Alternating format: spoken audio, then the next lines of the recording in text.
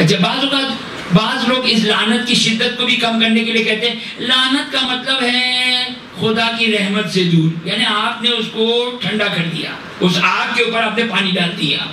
صحیح، کوئی شک نہیں ہے، خدا کی رحمت سے دوری، خدا ہی اصل ہے ہی خدا، یا خدا کا نظر کرم ہے یا خدا کی غضب ہے، خدا کا عقاب ہے، یہ دو ہی چیزیں ہیں۔ آپ اس کو اس انداز سے بیان کریں کہ یہ لعنت کوئی ایسی چیز نہیں ہے، اور مزید اس کو پھر اس انداز سے اس کے اوپر پانی ڈالا جائے کہ خدا اور اہل بیت کسی کو برا نہیں کہتے۔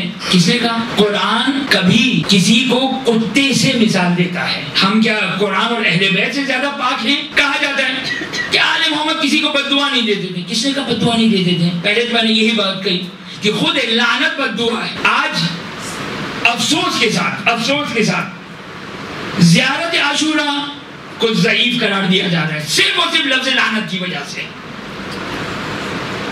آگئی سیستانی فرماتے ہیں، آگئی تواتر کے ساتھ روایات موجود ہیں۔ علامہ مجلسی کی 110 جلد کتاب بہار میں 3 جلدیں فقط اور فقط دشمنان آل محمد پر لعنت پر ہیں۔